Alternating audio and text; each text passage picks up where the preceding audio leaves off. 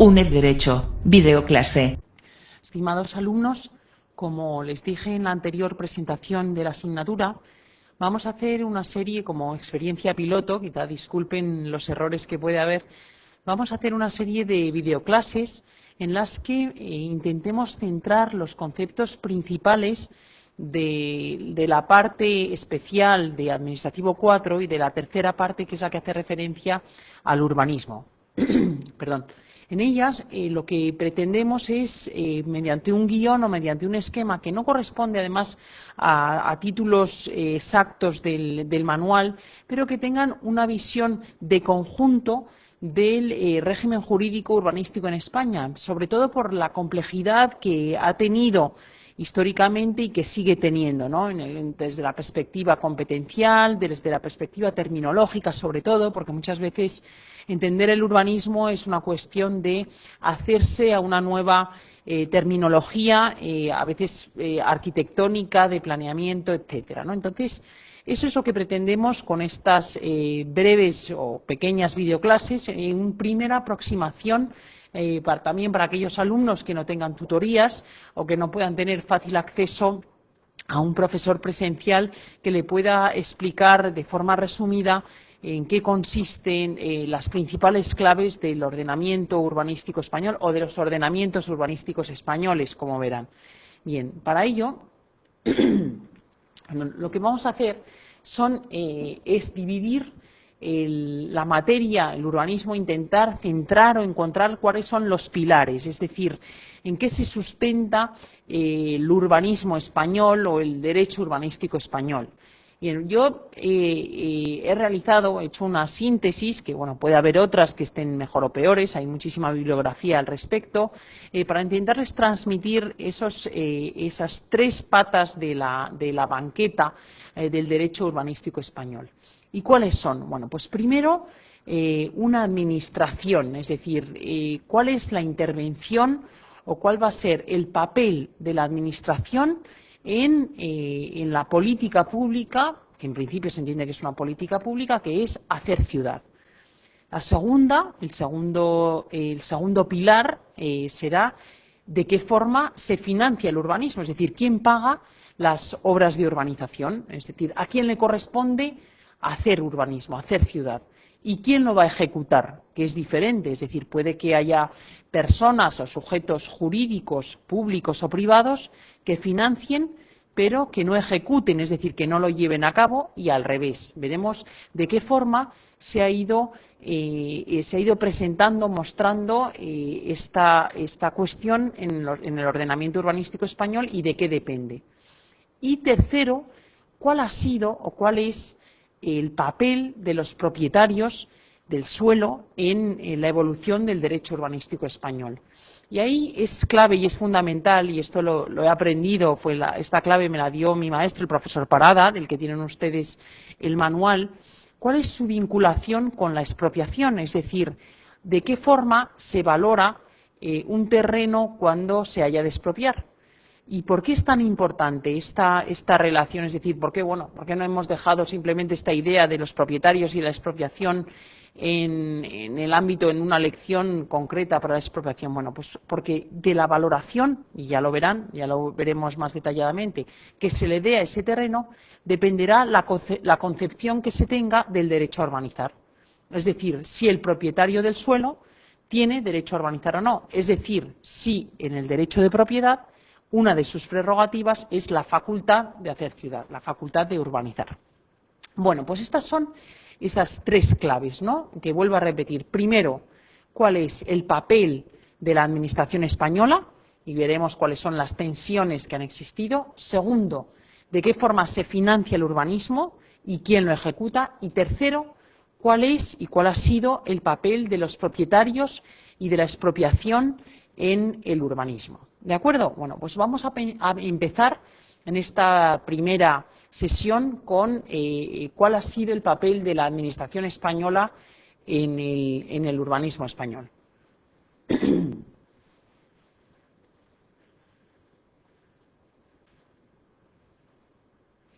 Como ven, el primer pilar, bueno, que repito, no es una cuestión de orden, sino simplemente de orden metodológico, no es que tenga más o menos importancia en el urbanismo, sobre la administración, es ver cuál ha sido o de qué forma ha funcionado la administración a lo largo de la evolución histórica del mismo. Entonces, bueno, yo quizá nos podríamos remontar al siglo XIX y hacer un análisis comparado, además, con otros ordenamientos, como podría ser el francés, pero yo creo que es excesivo para esta primera clase y entonces probablemente si es la primera me desconectarían y no volverían a engancharse.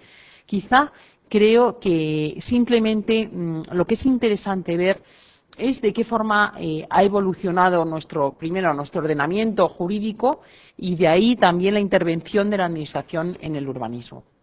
Pues bien, en el siglo XIX nos encontramos con un modelo centralista en el que influye claramente en las decisiones a tomar a la hora de decidir cuáles son las nuevas ciudades o la extensión de las nuevas ciudades que se hayan de realizar. De hecho, y simplemente a modo de anécdota, no sé si todos conocen cómo el ensanche de Barcelona no fue aprobado, bueno, fue en parte aprobado por la municipalidad, por el Ayuntamiento de Barcelona, pero la decisión final de la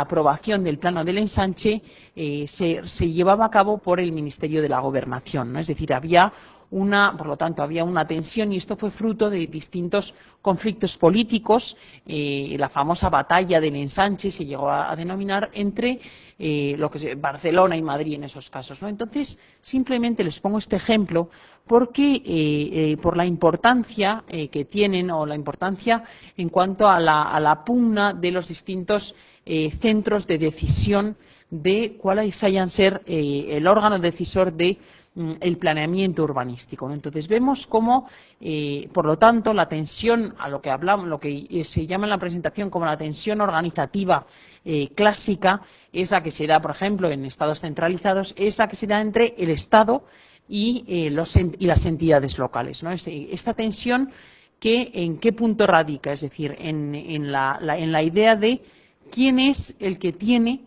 la decisión final para aprobar el planeamiento urbanístico, que en el siglo XIX todavía no se llamaba planeamiento urbanístico como tal, sino bueno, pues el plan del ensanche o la reforma interior, etcétera, etcétera. Es decir, quién tiene la decisión última para llevar a cabo la aprobación definitiva de estos planes. Bueno, y ahí y si el control que hace el último órgano decisor, en este caso el Estado, o después las entidades locales o las comunidades autónomas, ¿qué clase de control es? Y si es un control de legalidad o es un control de oportunidad. Y esta idea, este conflicto, se da de esta forma tanto en el siglo XIX como durante la época de Franco y posteriormente ya en la España democrática. Es decir, la tensión siempre es la misma. Es decir, ¿quién ha de decidir? El órgano territorial en el que se va a radicar ese plan, es decir, el municipio o el órgano superior desde la perspectiva territorial, la comunidad autónoma desde la Constitución o el Estado previamente. Bueno, aquí ya lo verán o ya lo estudiarán en el manual, hay distinta jurisprudencia en el que se ha ido consolidando la idea de que aparentemente en principio el control de la entidad superior o desde la perspectiva territorial, quiero decir, porque actualmente cada una de las entidades son autónomas y así lo reconoce y tienen sus propias competencias y así lo reconoce la Constitución. Como decía, este control debe ser un control de legalidad y no de oportunidad. ¿Qué quiere decir esto? Que la comunidad autónoma, cuando lleva a cabo la aprobación definitiva o, en su caso, para los planes de ordenación territorial, debe entrar a analizar o a valorar la legalidad o no de determinadas decisiones urbanísticas, pero no su oportunidad. Es decir, yo no puedo, como comunidad autónoma, en cuanto a, por ejemplo, al plan general de un determinado municipio de Madrid, no puedo decidir donde van a estar situados los nuevos programas de actuación urbanística, los nuevos ensanches, los PAUs, por ejemplo. No puedo decir dónde van a ir. Lo que sí que puedo decidir es si el procedimiento de aprobación está hecho conforme a la legalidad, conforme a la ley del suelo que rija en aquel lugar. Bien, esto desde la perspectiva del control. Segundo aspecto que creo que es muy interesante, que ya lo verán. ¿Quién tiene la competencia legislativa? Porque eso es, quizá deberíamos haber empezado por ello. La competencia legislativa en materia de urbanismo y vivienda, como saben, y si no se lo explico ya ahora, que para eso estoy, la tienen las comunidades autónomas. Entonces explicarán, bueno, ¿y por qué dijo en la primera sesión que íbamos a hablar de una ley del suelo estatal? ¿Qué sentido tiene que haya una ley del suelo estatal si las competencias son de las comunidades autónomas? Bueno, pues verán cómo, o veremos cuando expliquemos la nueva ley del suelo, cómo, a pesar de que existen competencias en las que urbanismo y vivienda son competencias de las comunidades autónomas, hay competencias que no sé si llamarlas residuales, pero sí muy interesantes, que afectan al suelo, que afectan a los usos del suelo, y por eso todavía al Estado tiene determinadas capacidad de intervención en esos usos del suelo y en esas prerrogativas, como las valoraciones, el medio ambiente, como verán, que va a ser la clave, yo creo, que de la intervención estatal en el suelo, y el procedimiento administrativo, la expropiación, etcétera, etcétera, ya lo veremos, ¿no? Y por eso decimos que el problema también, quizá un poco crítico, que apunto en el último punto de la exposición que han visto, es que en la actualidad, y sobre todo con el desapoderamiento sucesivo que ha habido del Estado en materia de urbanismo, también por una aplicación muy estricta de lo que se entiende como la doctrina de la supletoriedad, eso ya lo verán, tampoco me quiero detener excesivamente en la sentencia del Tribunal Constitucional 6197. El problema que está viendo es que, de alguna manera, pues el Estado en algunas ocasiones es creador y financiador de plusvalías urbanísticas. Pero, ¿por qué? Porque él es quien decide y quien financia en algunas ocasiones, por ejemplo, a dónde haya de llevarse el AVE o grandes infraestructuras que generan un aumento del valor del suelo en esos territorios, en esos terrenos, pero sin una capacidad de control de esa potestad, ¿no? Porque el control se queda en el ámbito de la competencia que tienen la comunidad autónoma y las entidades locales para la aprobación de sus respectivos planes. Está claro que el plan en el ámbito, ya lo veremos ahora mismo, en el ámbito de las competencias locales será el planeamiento general, y en el ámbito de las comunidades autónomas también la aprobación definitiva de los planes generales y los planes de ordenación territorial. ¿De acuerdo? Bien. Y esta visión que les he hecho, esta primera visión quizá de las tensiones competenciales en el ámbito de la administración, ¿no tiene vías de solución o de integrarse? Yo creo que sí, y por eso se lo anunciaba ya. ¿Y desde qué perspectiva? Bueno, pues desde 3 puntos de vista, y es lo que les quería simplemente apuntar. Primero, yo creo que el derecho ambiental va a ser la clave, y lo estamos viendo desde todas las perspectivas, de la intervención y de la heterointegración de ordenamientos, y sobre todo en el ámbito del urbanismo y en el ámbito de la intervención en el territorio. ¿Y cómo podemos definir el derecho ambiental? Tampoco quiero entretenerme demasiado, pues como un sistema normativo dirigido a la preservación del entorno humano, mediante el control de la contaminación y la garantía de un uso sostenible de los recursos naturales. Como saben, tiene un origen reciente y responde a la toma de conciencia generalizada a nivel nacional e internacional sobre la necesidad de frenar el proceso de deterioro de nuestro frágil ecosistema, gravemente amenazado por el potencial destructivo de la civilización moderna. Bien, el derecho ambiental, primer pilar de integración. El segundo, el denominado derecho de la ordenación del territorio, que ya lo he apuntado un poquito antes. ¿En qué consiste? Pues en una ordenación espacial de la política económica, social, incluso cultural y ecológica de la sociedad. Quizá esta definición sea excesiva, ¿no? Que la ordenación del territorio llegue a ordenar culturalmente, me parece algo excesivo, pero sí la ordenación del territorio consiste en una ordenación estructural e infraestructural, ¿no? Es decir, de grandes decisiones de lo que haya de ocurrir en un territorio. Y es más una política, ¿no? Es decir, grandes decisiones, que una concreta técnica urbanística, ¿no? La técnica urbanística de la determinación de qué forma se haya de ejecutar cada una de esas decisiones se residencia en el ámbito del derecho urbanístico y del planeamiento urbanístico. No sé si hasta aquí me siguen, ¿no? Por una parte tenemos, como decíamos, medio ambiente, como esa visión general. Segundo, derecho de la ordenación del territorio, como grandes decisiones quizá de infraestructuras y ecológicas en el ámbito de una comunidad autónoma, que eso es lo importante, es decir, la competencia reside en el ámbito de la comunidad autónoma.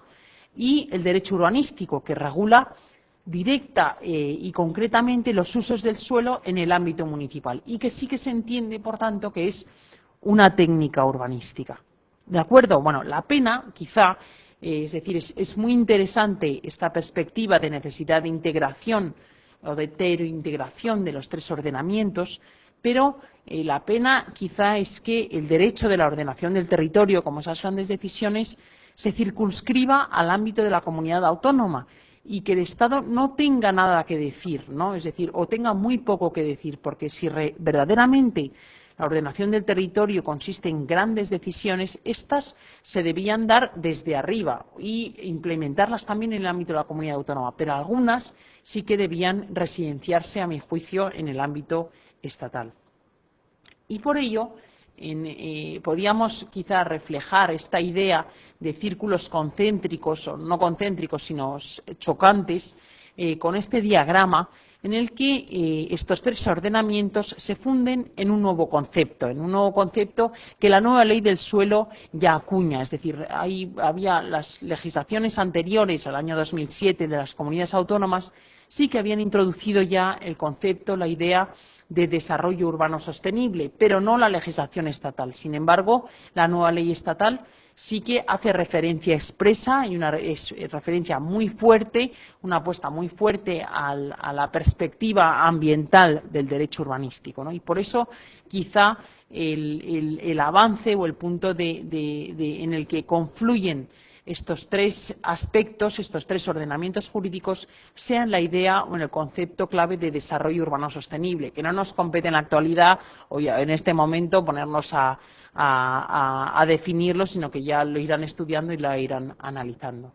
¿De acuerdo? Bien, entonces, ¿cómo, y ya lo he anunciado brevemente, cómo distribuye la Constitución española las competencias en el ámbito del urbanismo? ¿Y qué problemas de articulación han existido, que ya los he anunciado brevemente, sobre todo en el ámbito de esas tensiones competenciales, a lo largo de la historia de nuestro constitucionalismo? Vamos, del constitucionalismo desde el año 78 me refiero. Bueno, primero, hay una serie de competencias exclusivas del Estado, pero que no son estrictamente urbanísticas, como les habíamos dicho. Entonces, ¿qué competencias exclusivas tiene el Estado que puedan afectar al suelo? Pues primero, las que hacen referencia a la expropiación forzosa. Segundo, importantísimo, y ya lo verán, ¿por qué? Porque la nueva ley del suelo hace especial hincapié a la misma, en la actividad económica. Tercero, la legislación básica sobre medio ambiente, montes, aprovechamientos forestales y vías pecuarias. Cuarto, puertos y aeropuertos de interés general. Quinto, ferrocarriles. Y sexto, obras públicas de interés general cuya realización afecte a más de una comunidad autónoma. Así también legislación civil y el régimen jurídico del derecho de propiedad. También esto es muy importante, como verán, desde la perspectiva de definir en qué consiste o la concepción estatutaria o no del derecho de propiedad. Es decir, si el derecho de propiedad es lo que dice la ley o es algo más. Bien. Hemos visto, por lo tanto, las competencias exclusivas del Estado. Y hasta ahora, en esas competencias, en ese elenco, no hay referencia alguna al urbanismo ni a la ordenación del territorio. ¿Dónde se encuentran erradicadas, por lo tanto, estas competencias? En el seno, en el ámbito de las comunidades autónomas. En el artículo 148.1.3, que establece que esas competencias son el urbanismo, ordenación del territorio y vivienda como competencias exclusivas de las comunidades autónomas. Por lo tanto, y en resumen, el urbanismo es competencia exclusiva de las comunidades autónomas. Y por ello, hasta el año 92 existieron distintas leyes urbanísticas de carácter estatal. Entonces el Estado había asumido de forma supletoria esas competencias y por eso había legislado en esa materia. Sin embargo, la sentencia del Tribunal Constitucional 6197 lo que hace es declarar la inconstitucionalidad de casi 3/4 partes de la ley del 92, bueno, de la ley del 90, del texto refundido del 92, estableciendo que el Estado no puede legislar de forma supletoria en aquellas materias que sean competencia exclusiva de las comunidades autónomas. Y, por lo tanto, todos aquellos artículos o todos aquellos preceptos en los que, hablando entre nosotros, en el texto figuraban con una S de carácter supletorio, son declarados directamente inconstitucionales, sin entrar siquiera en el fondo del precepto. Es decir, todos aquellos que fueron aprobados con carácter supletorio se declaran inconstitucionales. Entonces, a partir de ese momento, ¿qué es lo que ocurre? Bueno, pues que cambian las tornas en el derecho urbanístico español y las leyes del suelo estatales quedan como leyes muy adelgazadas, muy sencillas, porque no entran en todo aquello que se pueda considerar que es materia exclusiva y tampoco en aquello que sea excesivamente tecnificado por la aplicación de esa doctrina de la sentencia del Tribunal Constitucional 6197. Y la ley estatal del 98 y la actual de 2007 son, por lo tanto, leyes muy sencillas y muy breves que traen muchas consecuencias, pero que no hacen referencia y que no entran para nada en el planeamiento urbanístico, en los sistemas de ejecución del planeamiento, etcétera, etcétera. Entonces, se preguntarán ustedes, bueno, y el alumno si hay algunos temas de planeamiento urbanístico y de ejecución del planeamiento, ¿cómo los estudiamos? Bueno, pues como verán, el profesor Parada hace un esfuerzo que yo creo que es encomiable de sintetizar de alguna manera y hacer ver cuáles son las nuevas tendencias de los derechos urbanísticos autonómicos. ¿Por qué? Porque como en el ámbito de planeamiento y ejecución del planeamiento no hay una única ley, no hay una única ley estatal, lo que marca o lo que apunta son las distintas tendencias, los nuevos sistemas de ejecución, bueno, nuevos o reciclados podríamos decir, porque nada nuevo, no hay nada nuevo bajo el sol, siguen siendo los mismos sistemas que tenemos desde el siglo XIX, algunos con mayores novedades, otros con menores, ¿no? Y eso es lo que hace o el esfuerzo que se hace en los temas de planeamiento y de ejecución del planeamiento, ¿no? Porque no se puede hacer referencia a la ley estatal porque la ley estatal no hace referencia a los mismos. ¿De acuerdo? ¿Y qué es lo que esto en cuanto al urbanismo? En cuanto a la ordenación del territorio, quizá sería deseable una mayor coherencia legislativa, la posibilidad de existencia, como les apuntaba antes, de planes intercomunitarios, ¿no?, de distintas comunidades autónomas, porque hay determinados recursos naturales que no se cortan, ¿no? O sea, no hacen frontera en la frontera de la comunidad autónoma, ¿no? Incluso determinados formas de acceso, de redes ferroviarias, etcétera, etcétera, ¿no? En el que quizá se echa en falta la posibilidad de existencia de lo que la ley del 56 hacía referencia como un plan nacional de ordenación del territorio. Pero claro, esto hoy en día es quizás políticamente incorrecto y parece que no es viable, ¿no? Y después el medio ambiente. Como les decía, el medio ambiente va a ser es la clave en la nueva intervención, como veremos en la intervención de la ley estatal, de la nueva ley del año 2007, y veremos la importancia, la preponderancia que se le da y las consecuencias prácticas o no que pueda tener esta intervención.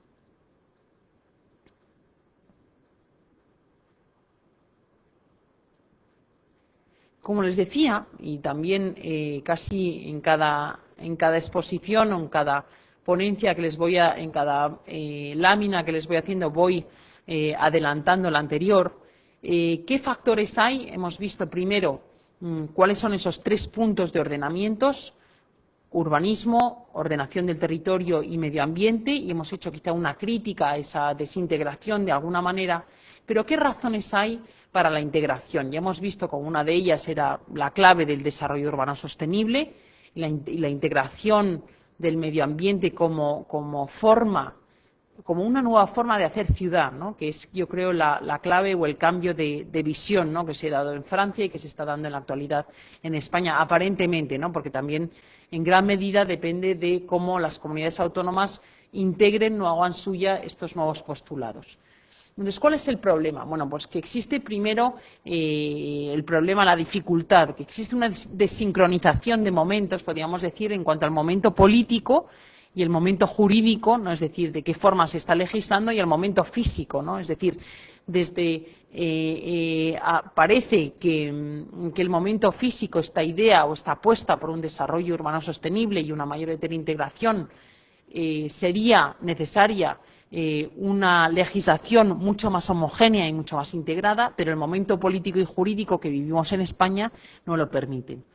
Pero ¿qué factores puede haber o qué posibilidades pudiera haber para propiciar esta heterointegración de ordenamientos y esta necesidad de correcciones armonizadoras? Bueno, pues primero, la influencia armonizadora del derecho ambiental europeo, y también podríamos añadir, y yo creo que esto es muy importante, de la legislación sobre contratación europea, ¿no? Que puede incidir, aunque esto no es tema de esta asignatura, pero yo creo que lo tienen que tener muy presente, que está incidiendo desde la sentencia del Teatro de la Scala, que ha incidido en la legislación de contratos fuertemente en la unificación incluso de los sistemas de ejecución del planeamiento, por la necesidad o no de convocar concursos públicos y la necesidad de reorientación incluso de la urbanización privada en algunos aspectos cuando es entendida como una función pública. Segundo, también es un aspecto, yo creo que importantísimo, el que las nuevas legislaciones de las comunidades autónomas que se están aprobando desde el año 98, bueno, desde el año 97, desde la sentencia y la legislación del año 98 a esta parte, son ya leyes integradas de ordenación del territorio y urbanismo, lo cual facilita mucho la labor, por lo menos en el ámbito de la comunidad autónoma, ¿no? Porque ya es una legislación mucho más coherente y un cuerpo mucho más sólido. Y segundo y tercero, como ya hemos advertido anteriormente, gracias a la aparición de un supraconcepto jurídico, no sé si físico todavía, que hay que determinar, ese también es el grave problema, ¿no? La indefinición, ese concepto jurídico indeterminado del desarrollo sostenible y, en concreto en este ámbito, del desarrollo urbano sostenible. Bien, pues terminamos aquí en este segundo pilar, esta primera exposición que hemos hecho, y el segundo pilar lo vamos a ver en la siguiente videoclase. Muchas gracias.